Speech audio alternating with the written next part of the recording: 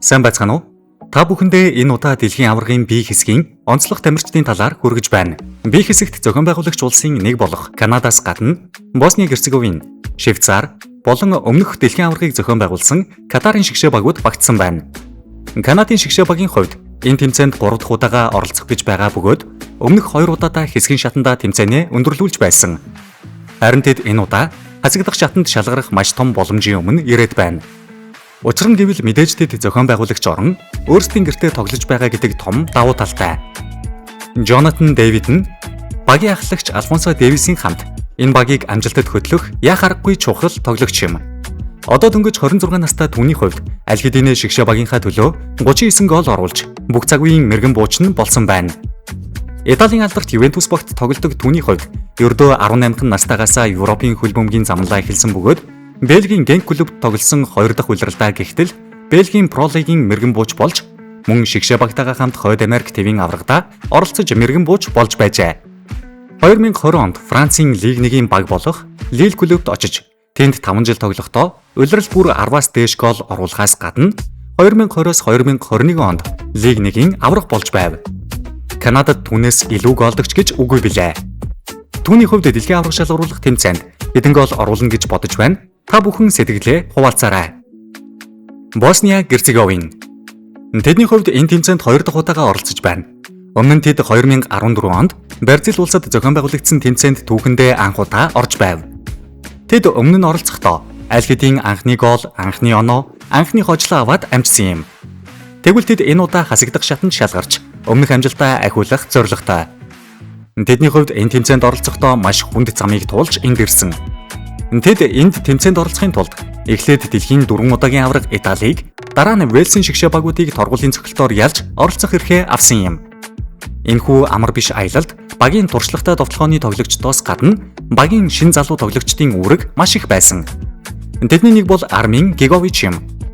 Тэрээр энэ дэлхийн аврагаар нээлт болж чадах тоглогчдын нэгээр нэрлэгдэж байгаа бөгөөд түүний хувьд өдгөө 24 настай Шведийн лигийн Young Boys багийн тоглогч юм.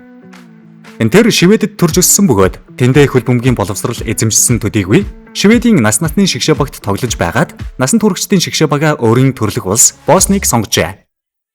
Тэр энэ дэлхийн аврагад өөрийгөө нээж багтаа том тус хүргэж чадах. Катарын шигшээ баг. Өмнөх дэлхийн аврагын зохион байгуулагч тэдний хувьд энэ тэмцээнд 2 дахь удаага оролцож байна. Азийн 2 удаагийн авраг Катарын шигшээ багийн хувьд сүүлийн жилүүдэд хөл бөмбөгийг эрчимтэй хөгжүүлж байна. Катарын шигшээ багийн хамгийн гол тоглогч нь бол багийн ахлагч, шигшээ багийн төлөө хамгийн олон тоглолтод оролцсон Хассан Ал Хайдос юм. Гэвч энэ багийн хувьд хамгийн их олонний хүлээлтэд байгаа эрхэм бол дасгалжуулагч Жулиан Лопетеги юм. Испани эрхмийн хувьд өмнө нь Испаний идэрчүүд, залуучууд үндсэн шигшээ багийг хүртэл дасгалжуулж байсан туршлагатай юм.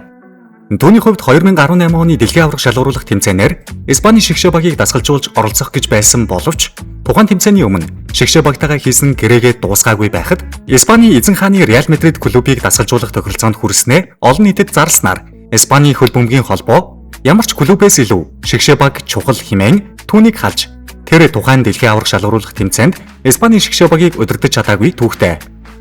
Гэвч тэрээр энэ удаа дахин олон улсын тавцанд эргэн ирж байна. Энэ удаа Аз ТV-ийн төлөөлөл болох Катарын шигшээ багийг ямар амжилтад хөтлөх бол? Швейцар. Европын хөл бөмбөгт энэ улс хэдийнэ өөрсдийн байр суурийг олсон маш аюултай баг хэдийнэ болжээ. Дэлхийн аврагад 13 дахь удаага оролцох гэж буй тэдний хувьд өмнө нь 3 удаа хасагдах шатанд шалгарч байжээ. Энэ жил тэдний тамирчдын хувьд тоглогчдын форм маш өндөр байгаа. Тэдэн дундаа Ноа Окафор юм. Түүний хувьд Швейцарын лигийн шилдэг залуу тоглогч болж олонний анхааралд орж ирсэн.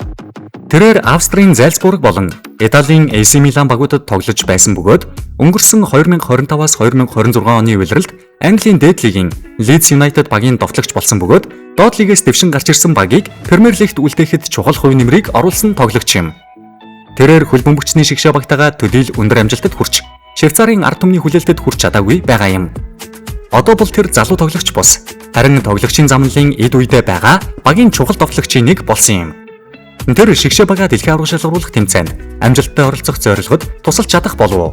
Санал сэтгэлээ хуваалцаарай. Энэ удаагийн дугаар энд хүрээд өндөрлөж байна. Дараагийн дугаараар C хэсгийн баг тамирчдын тухай хүргэх болно. Та бүхэн сувгаа subscribe хийж дараагийн дугааруудаа цаг алдалгүй үзээрэй.